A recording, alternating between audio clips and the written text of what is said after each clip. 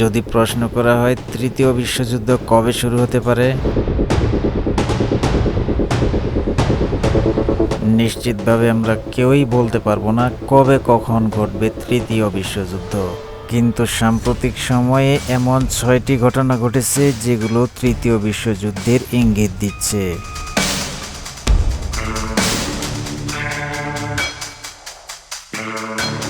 আর তারই ধারাবাহিকতায় সম্প্রতি জার্মানি তাদের সামরিক শক্তি বৃদ্ধি করতে $500 বিলিয়ন ইউএসডি সমপরিমাণ অর্থ বরাদ্দ দিয়েছে।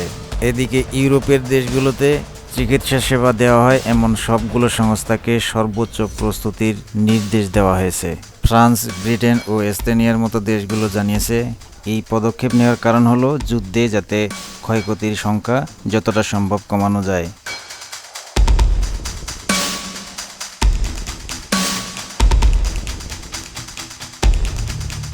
অন্যদিকে পোল্যান্ড 36টি F-35A lightning stealth fighter jet, 20 battery HIMARS ক্ষেপণাস্ত্র, 1700টি গোয়েন্দা ড্রোন, 180টি K2 ব্ল্যাক প্যান্থার ট্যাঙ্ক, 366টি আব্রামস ট্যাঙ্ক, 48টি ক্র্যাব আর্টিলারি সিস্টেম সহ প্রায় $33 বিলিয়ন অস্ত্রের অর্ডার দিয়েছে পোল্যান্ড।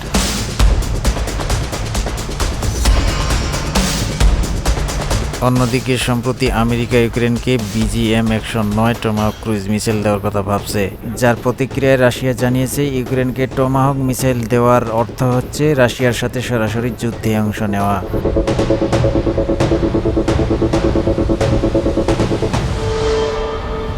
ব্রিটেন জানিয়েছে তাদের দেশ ইমার্জেন্সি অ্যালার্ট ড্রিল পরিচালনা করছে।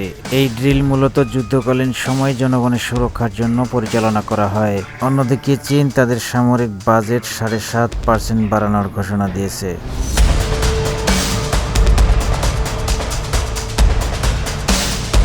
চীনের এরকম পদক্ষেপের পরপরই দ্বিতীয় বিশ্বযুদ্ধে আত্মসমর্পণকারী দেশ জাপানের সামরিক নীতি ছিল শুধুমাত্র আত্মরক্ষা করার জন্য। কিন্তু চীনের ক্রমবর্ধমান সামরিক হুমকি মোকাবেলায় আত্মরক্ষা নীতি থেকে বেরিয়ে আগাম আক্রমণের নীতি গ্রহণ করেছে জাপান।